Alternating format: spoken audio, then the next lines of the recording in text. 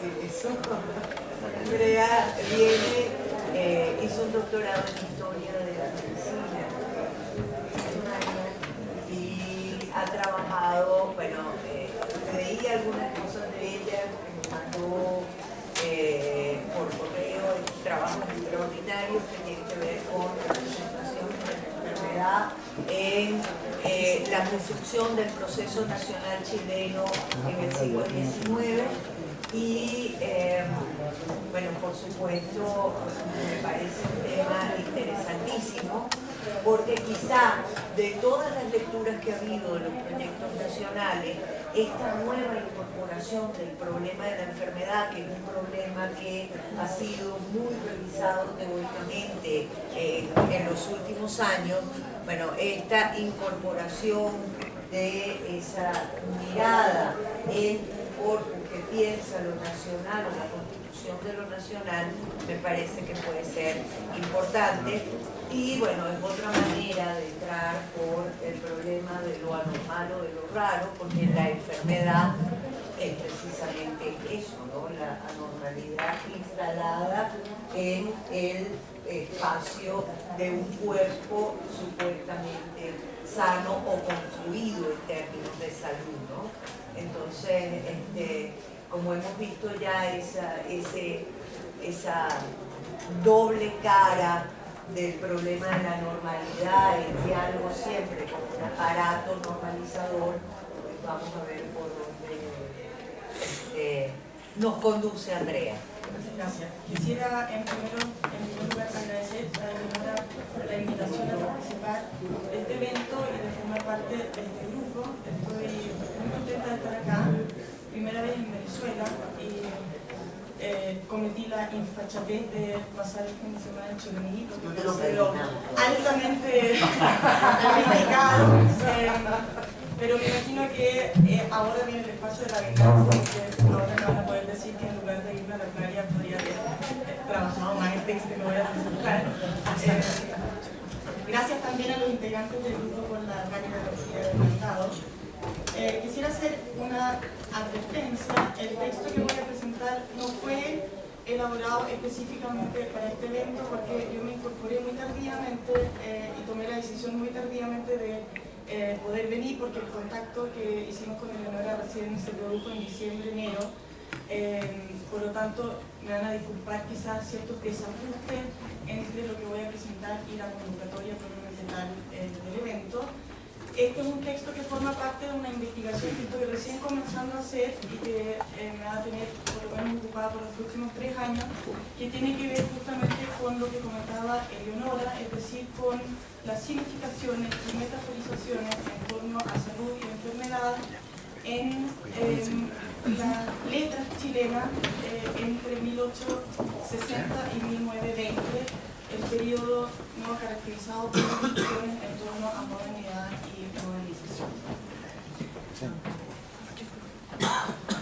Comienzo. A modo de introducción, el siglo XIX será para Chile escenario de la independencia, así como de un largo proceso de elaboración imaginativa y organización fáctica de la joven nación. Un gran número de las prácticas discursivas decimonónicas estará preocupado por constituir a Chile como país moderno, instalado en los preceptos ilustrados y partícipe de los avances procurados por la pretendida modernización.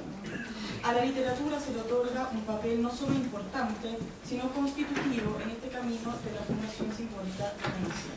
La literatura es comprendida en el sentido amplio como letra, en tanto acuñada en la escritura para formar parte del conocimiento responsable de convertirse en un archivo cultural capaz de articular y sostener una identidad nacional propia. A lo largo del siglo XIX se evidenciará la importancia de los términos salud y enfermedad en diversos discursos que precisamente se suman a la tarea de configurar simbólicamente la nación. Salud y enfermedad se convierten en la modernidad en términos de privilegiada importancia, haciéndose cifras de asuntos que trascienden ampliamente su significación médica. En las coordenadas culturales instauradas con y en la modernidad, la salud se erige en tanto valor supremo a ser constituido y preservado, convirtiendo concomitantemente la enfermedad en un fenómeno de gran alcance metafórico. La racionalización y cientificación de la sociedad moderna se acompaña en el transcurso del siglo XIX con la medicalización, que implica la funcionalización política de la medicina organizada en torno al eje de salud y enfermedad sobre diversos fenómenos regulados bajo la biopolítica. En América Latina y Chile, la asunción de la modernidad y el desarrollo de los procesos modernizadores se producen en forma fragmentaria, con bases materiales precarias, en un contexto de heterogeneidad e hibridación cultural. Esta modernidad periférica, que asume de manera problemática y contradictoria el conjunto de creencias y los sustratos ideológicos simbólicos de los procesos modernizadores, sería visible si la hipótesis subyacente a la siguiente propuesta, a partir de las representaciones, significaciones y metaforizaciones de salud y enfermedad en los discursos literarios escritos en la década que constituyen el escenario del proceso modernizador en Chile. Y ahí hace mucho sentido lo que recién se conversaba acerca de esta ojera que había acompañado desde los principios mismos de la Constitución de la Nación, no esta conformación nacional. Lo expuesto a continuación forma parte de una investigación consistente en el estudio de las significaciones en torno a salud y enfermedad en prácticas discursivas producidas en Chile en el siglo XIX, proponiéndose un análisis de la novela El diario de una loca de José Victorino Lastarria, publicada en 1875. Para comprender las particularidades de este texto, comenzaré con una lectura de algunos fragmentos del discurso que pronunciara Andrés Bello con ocasión de la instalación de la Universidad de Chile, tomando las ideas expuestas como paradigma del pensamiento ilustrado de la época. Me interesa observar la forma en que los términos de salud y enfermedad son pensados acá en tanto metáfora moral y puestos en relación con la imaginación del futuro de Chile. Luego quisiera revisar algunas propuestas de Georges Canguilhem relativas al vínculo entre lo normal y lo patológico, para luego centrar el análisis del texto de Lastarria en torno al tópico de la locura. Esta funcionaría en tanto elemento deconstructivo de los discursos propios de la élite ilustrada, de la cual Lastarria mismo es uno de sus máximos exponentes y varios de sus textos fiel testimonio. Andrés Bello y el camino de las luces. El discurso pronunciado en la instalación de la Universidad de Chile el 17 de septiembre de 1843 por Andrés Bello es considerado uno de los textos inaugurales de la lógica iluminista en Chile que guía los esfuerzos por fundar una patria que pueda verse reflejada en sus instituciones y en un proyecto que elabore un futuro próspero para la nación. Ya en los primeros párrafos, Bello adscribe su propia línea ideológica a la difusión de las luces y de los sanos principios, entendiéndose que habría una continuidad natural entre preceptos que han dirigido la vida personal de Bello con su incidencia pública, por un lado, y de las pretendidas funciones de la Universidad de Chile y la nación chilena, por el otro. De hecho, el proyecto educacional implica para Bello entender el conocimiento en conjunción con el designio político nacional, salvando así el saber de una posible amoralidad que pudiese asociarse a él en proclamas tachadas de antiguas y oscurantistas contra las que Bello defiende la moción universitaria. Bello proclama, y cito el texto: los adelantamientos en todas líneas se llaman unos a otros, se eslabonan, se empujan. Conocimiento, moral, política, las áreas del saber, del deber ser y del hacer se encuentran alienadas en el camino hacia el progreso, civilización y libertad. Cito otra vez el texto: todas las facultades humanas forman un sistema en que no puede haber regularidad y armonía sin el concurso de cada una. No se puede paralizar una fibra, una sola fibra del alma, sin que todas las otras enfermen. La interdependencia de los elementos que conforman el sistema, de lo que Bello llama acá las facultades humanas, al ser vinculada al tópico de la enfermedad, es pensada desde una metáfora orgánica, donde la supervivencia del organismo, alegoría del bien común, depende de la salud de cada célula que lo constituye. Regularidad y armonía no son sino sinónimos de ese estado saludable que habría que cuidar para resguardar la organicidad social. La enfermedad entonces implica irregularidad y la ruptura de un equilibrio primario que asegura el buen funcionamiento.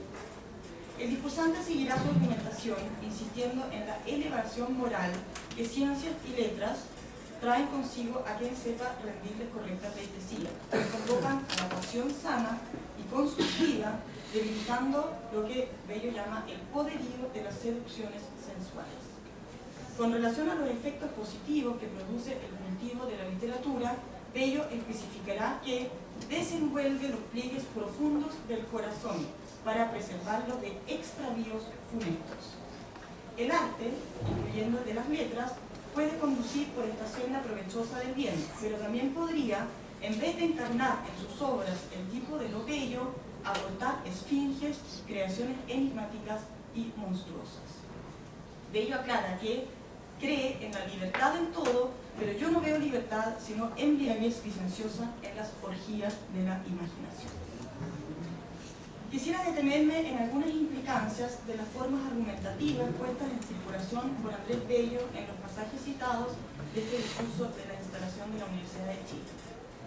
Para Bello, pensar la nación desde los preceptos ilustrados implica, en primer lugar, confiar en que los ideales de razón y civilización deben y pueden operar a todo nivel, tanto en lo individual como en lo colectivo, incluyendo la totalidad de prácticas y discursos que conforman la experiencia humana y su organización social. No hay sino secuencia natural entre los diversos hábitos y actividades del sujeto, motivando esta idea de continuidad la metáfora orgánica, basada en la primacía de la salud como principio funcional a ser preservado en pos de la vida, cuyo valor en la modernidad está fuera de discusión. En segundo lugar, pensar el sujeto y la colectividad desde la imagen organicista es vitalizar la idea de sistema e insistir en las determinaciones mutuas que guardan los elementos que lo constituyen. Lo que por lo tanto representa el polo opuesto a este bien común a ser alcanzado y preservado es la enfermedad, en términos genéricos, como aquel desvío de la salud a ser evitado a toda costa.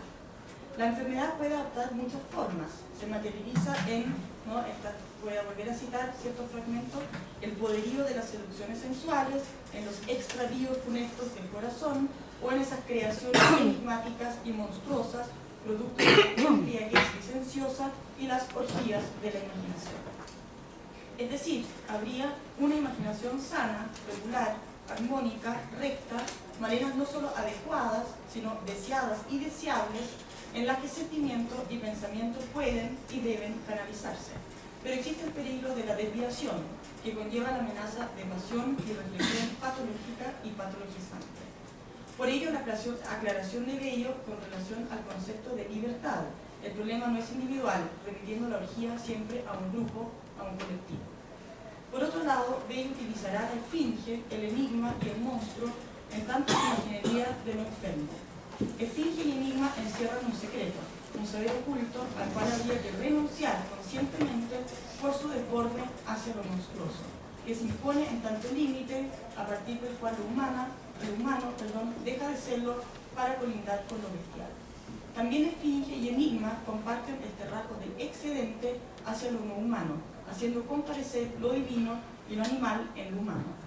Bello rechaza este tipo de conocimiento y saberes vinculados a fuerzas misteriosas y milagrosas, situándolas en el ámbito de lo patológico.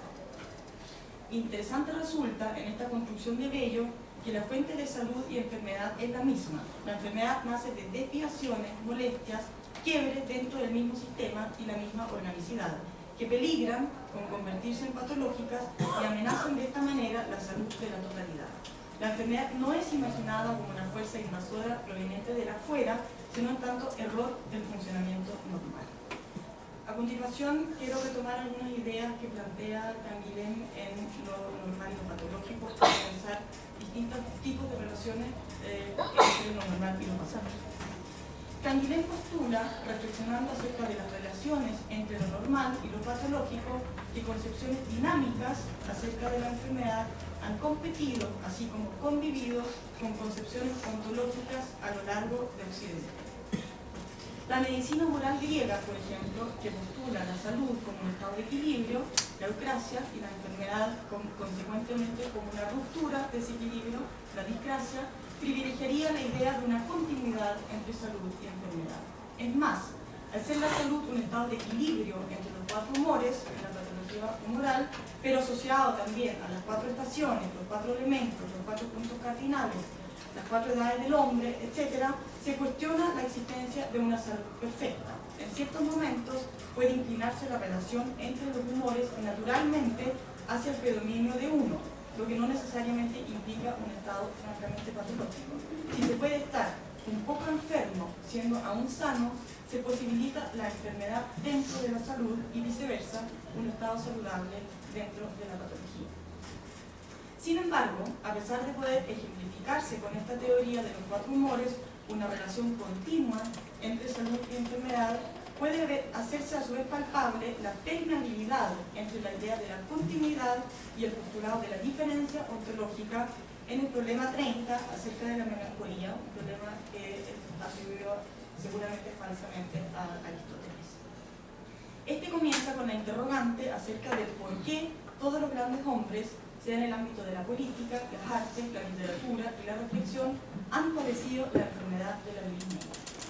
Siguiendo en gran medida los preceptos de la patología humoral, el autor va desplegando en un complejo juego de variaciones y desplazamientos todo un sistema dentro del cual, bajo ciertas circunstancias específicas, aquello que normalmente conllevaría a introducirse en el ámbito de lo patológico puede implicar algo semejante a una salud superior, que es la que otorga el carácter extraordinario a los grandes seres humanos. A pesar del esfuerzo que en el problema 30 se hace por derivar las eventualidades bajo las cuales lo patógeno puede volverse saludable, irrumpe un momento de la aparición de lo extraordinario que no queda subsumido del todo a la idea de una continuidad aprensible y explicable entre salud y enfermedad. Esta excepcionalidad, por su rasgo único, pareciera escapar a su total significado.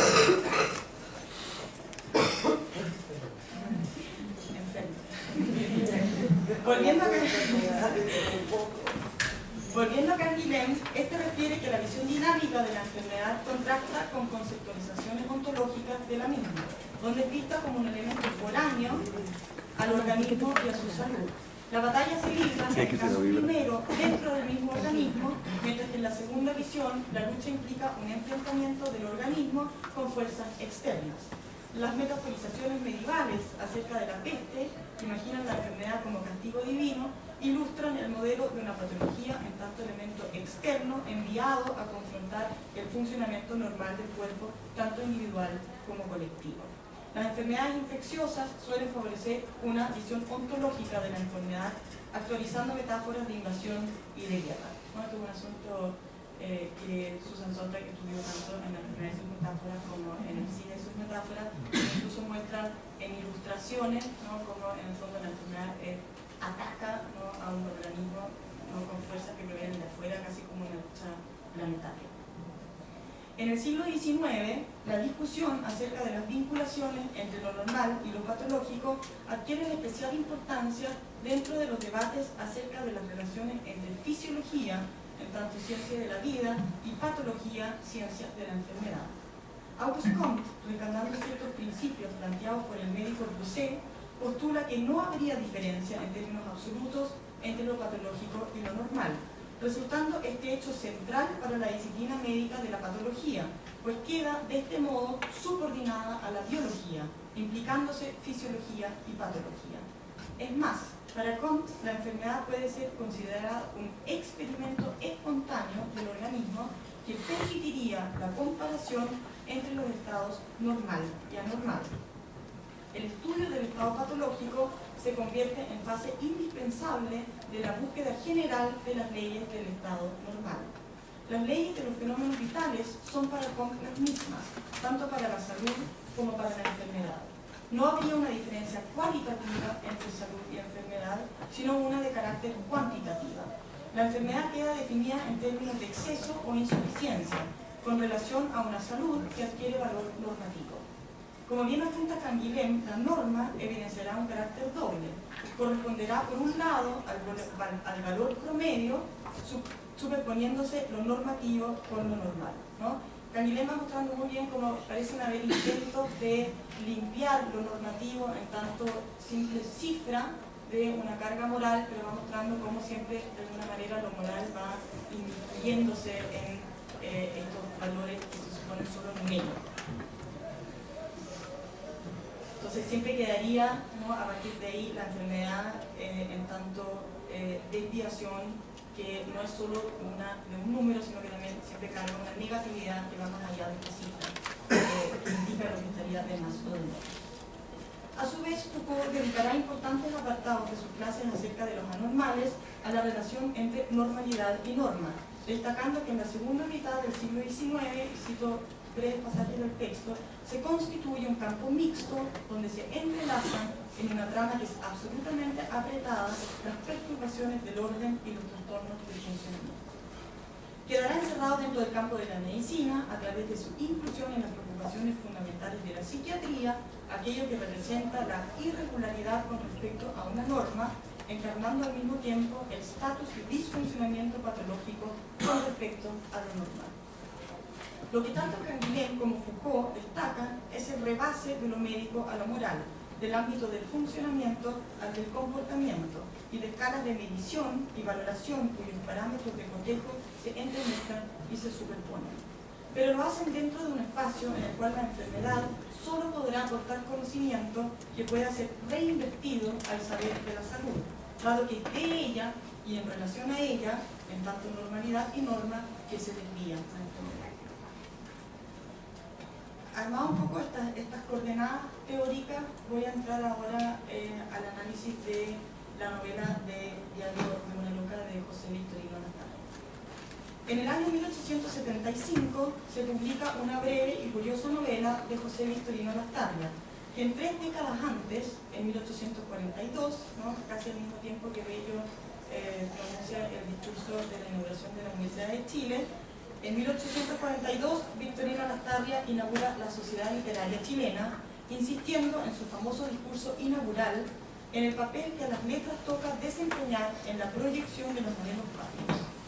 En el Diario de una loca, Lastarria se transviste en la voz femenina de una mujer recluida en un manicomio en Río de Janeiro. Las anotaciones corresponden a los recuerdos, pensamientos y delirios fragmentarios de Pepa, quien lleva el diario instada por su médico, confiado en los efectos terapéuticos de la escritura. Voy a citar el texto que es donde Pepa reproduce lo que le dice el médico, ¿no? El médico le dice a la loca: parece que ese apóstrofe que lanzasteis a la sociedad os desahogó. Lanzad cuantos os vengan a la imaginación. Vaciad vuestra alma en el papel. Prefiero verla en tinta que en lágrimas. El dolor materializado en el lenguaje puede ser catárticamente superado en la escritura, contrastando con la mudez de las lágrimas. El diario debe funcionar, asemejando el diván de Freud, espacio simbólico que posibilite la narración de aquello que ha provocado el trauma y sellado la condena del silencio. A partir de recuerdos fraccionados, el lector se enterará de los sucesos que han empujado a Pepa a la locura. Un amor condenado a la clandestinidad por un hermano tirano, un hijo ilegítimo, un matrimonio estratégico para libertarse del verdugo y la consumación por un amor y un hijo perdido para siempre. La insistencia de las dolorosas remembranzas que acechan a Pepa en el manicomio impide que la cura se realice, y es el mismo médico quien debe dar término a la escritura del diario de su paciente. Para el médico, el éxito de la terapia dependía de que Pepa lograra referir el suceso más doloroso del episodio de sus amores infortunados, superando en la posibilidad de recrearlo en la memoria y verterlo en lenguaje el momento que le provocó la locura. Pepa no será capaz de soportar el relato de la muerte de su amante, fusilado por traición ante su mirada atónica. No sería como un caso clínico interrumpido. La loca sostiene una y otra vez una tesis en su escrito que provoca una inversión de los términos de locura y razón, abriendo la posibilidad de que la verdadera locura se encuentre fuera del espacio del manicomio. Cito el texto de Lastarria. Ah, es preciso no llorar. Quien llora como yo es encerrado en un asilo de locos. Los cuerdos no lloran, ríen de todo. Para ser cuerdo es necesario no tener fuego en el alma. Eso que llaman gran mundo en la sociedad tiene un páramo en su cerebro. Siempre helado, siempre yerto, jamás ardiente. Prefiero ser loca. El amor y la pasión, signos de la presencia de un alma perceptiva, son castigados por la frialdad de la sociedad y de sus gobernantes, tachados de tiranos que, vuelvo a citar el texto, no enferman así porque la locura es su elemento.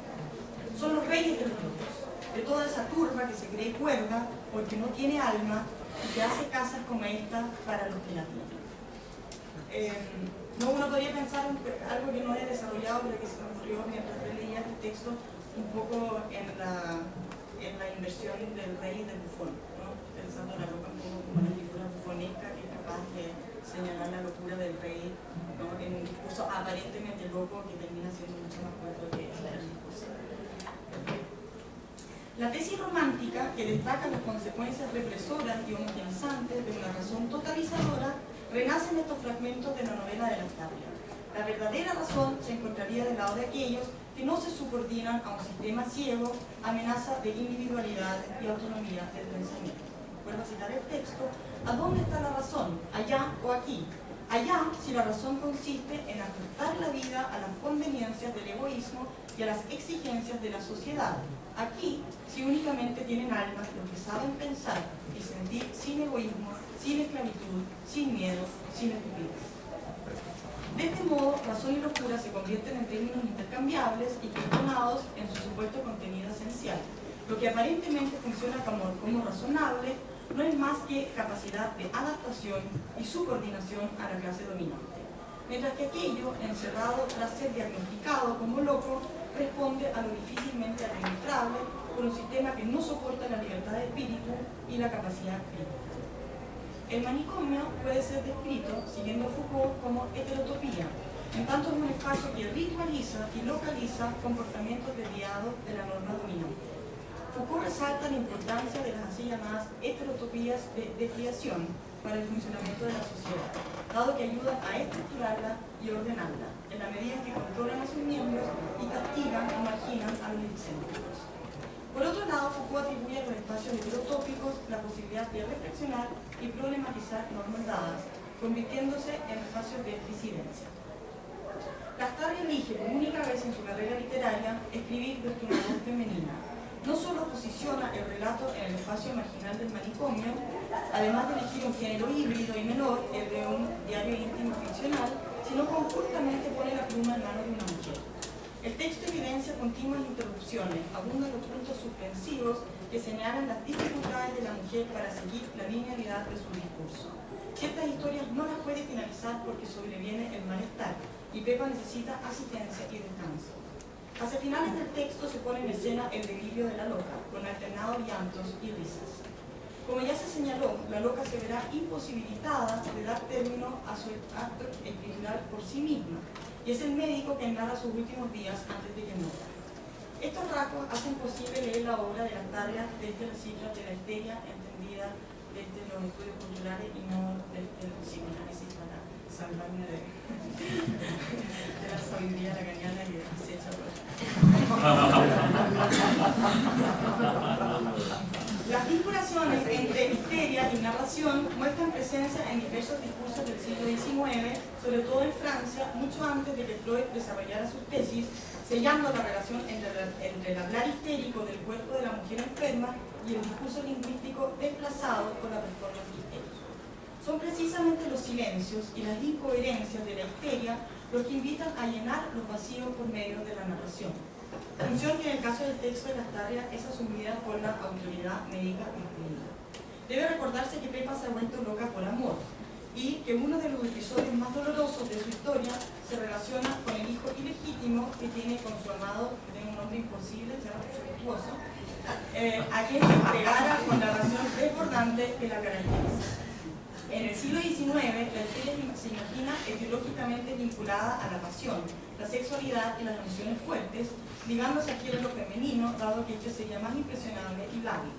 La crítica feminista ha destacado que la figura de la histeria puede ser leída a partir de la histerización de la mujer, realizada dentro del sistema patriarcal y masculinista, en el que la histérica aparece tanto descrita como escrita por autores masculinos, impedida de narrar su propia historia. Pero más allá de este elemento de subjugación genérica, quisiera resaltar el elemento cultural presente en el proceso de la histerización. La historia de la histérica no es nunca solo sobre y de ella, sino que siempre involucra una historia cultural que aparece en conjunto en escena. De este modo, una serie de problemáticas y asuntos pueden ser cifrados en las narraciones de la histeria. La loca de Lastarria somatiza no tan solo el fracaso de sus pasiones prohibidas, sino a su vez el estado de la sociedad de la cual forma parte, correspondiente a la conformación social de la segunda mitad del siglo XIX en Chile. El tono optimista y patriótico del discurso inaugural de la sociedad chilena se ve fuertemente matizado 30 años después por un Lastarria que mira críticamente el desarrollo de la nación chilena. Me gustaría citar un fragmento de Eleonora que me lo encontré realmente por casualidad cuando estaba preparando este texto, buscando bibliografía sobre el diario Una Loca, que ha sido trabajado sorprendentemente poco en la crítica, y antes de incluso saber de que venía, tenía incluir esta cita de Eleonora, ¿no? Donde dice que una de las particularidades, ¿no? o algo que marca como particular este texto es que el diario Una Loca presenta la exposición abiertamente conceptual de un discurso crítico en contra del sistema, de la pérdida del fundamento ideológico liberal, del materialismo y la opulencia de la burguesía, de las prácticas antidemocráticas del gobierno, de la intervención acomodaticia del clero, de la corrupción de los valores morales que regían el proyecto de configuración de los estados nacionales. En conjunto con esta crítica a la contingencia política del Chile de los años 70 del siglo XIX, aparece un cuestionamiento a los preceptos liberales, eminentemente modernos, que imaginaron el destino de la identidad nacional en las décadas después de la independencia. El texto de Lastarria se transforma de esta manera en un sismógrafo, capaz de dar cuenta de las crisis que acechan al proyecto moderno que debía procurar la senda provechosa del progreso y bienestar creciente de Chile. La racionalidad, luz iluminista que alumbraría el camino a seguir para la joven nación, se muestra en la visión crítica de Lastarria con sus efectos homogenizadores y desindividualizantes, invirtiéndose los términos de razón y locura. La Loca y sus pasiones, en su hablar histérico, manifiestan los altos costos que el proyecto modernizador ha traído consigo para Chile, convirtiendo el afán racionalizador en una locura. Poniendo en circulación la temática de la locura en tanto plataforma expresiva de una crítica al devenir histórico de Chile, Lastarria está atribuyéndole a la enfermedad una posibilidad de portar y entregar conocimiento. Quizás exista un resquicio en aquello que llamamos locura que nos puede enseñar algo sobre nuestra supuesta salud. Quizás esta salud no sea tan saludable como solemos creer e implica un delirio por una racionalidad devastadora. Quizás habría que replantearse las relaciones entre salud, enfermedad y razón, locura. ¿No? Esto parece estar indicándonos el texto de Lastarria. La Loca, con su escritura sintomatológica, es capaz de visibilizar las problemáticas que acechan a Chile en la segunda mitad del siglo XIX, de sus conflictos internos de poder, así como de su estructura y organización. La razón ha provocado el estado de las cosas actual criticado y es incapaz no solo de remediarlo, sino siquiera de evidenciar y comunicarlo. Donde la razón se estrella con sus limitaciones, la enfermedad surge como una posibilidad de significación otra. En Lastarria, por lo tanto, no sigue funcionando la continuidad entre salud y enfermedad, donde esta última solo adquiere su estatuto por la forma en que desvirtúa a la primera, sino llega a poder pensarse como un saber distinto, capaz de mostrar las desviaciones de la salud. A modo de conclusión, Andrés Bello otorga al conocimiento un lugar central en la construcción nacional. Debe servir de guía para discernir entre las buenas y malas pasiones, las provechosas y nefastas imaginaciones, el buen o mal uso de la razón. En definitiva, procurará y preservará la salud necesaria para el buen funcionamiento del organismo patrio. Salud y enfermedad se piensa en una relación de continuidad, por lo tanto habría una serie de instituciones y prácticas sociales que pueden contribuir al resguardo de la salud del cuerpo nacional. Si la enfermedad nace de desviaciones indebidas de un estado normal, puede impedirse su aparición o controlarla cuidando al organismo para que se mantenga sano. En el discurso de Bello se evidencia su apreciación negativa y patologizante de las emociones desbordadas, mientras que la luz de la razón debe velar para que estos descarríos no lleven al descontrol. El diario Una Loca, de José Victorino Lastarria, produce una inversión de los términos de salud y enfermedad. El padecer de la Loca de Lastarria es síntoma de los desvíos del proyecto moderno. En ese sentido, el hablar histérico desde el manicomio es portador de un discurso sobre el estado de las cosas en la nación chilena, su supuesta modernidad y civilización. Desde el espacio heterotópico del psiquiátrico se cuestionan las normas que rigen el afuera. No sorprende, desde la lectura propuesta del texto de Lastarria, que esta obra no recibiera mayor atención en el momento de su publicación, destacándose su condición de ave solitaria en la literatura chilena de la década de 1870. La cita es de Bernardo Subercaseaux, uno de los grandes historiadores de las ideas decimonónicas en Chile.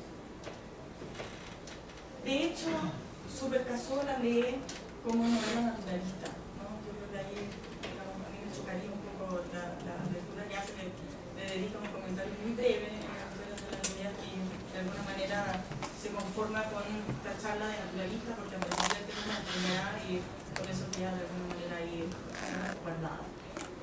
La misma ideología liberal que caracterizara todo el pensamiento y que hace literario de Lastarria parece arribada a sus propias limitaciones en el diario de una loca, poniéndose en circulación una lógica divergente que permite repensar la dicotomía de razón y locura desde una óptica de la diferencia. La enfermedad, en tanto cifra de lo distinto, se establece como plataforma simbólica desde la cual cuestionar y deconstruir la lógica moderna de la razón.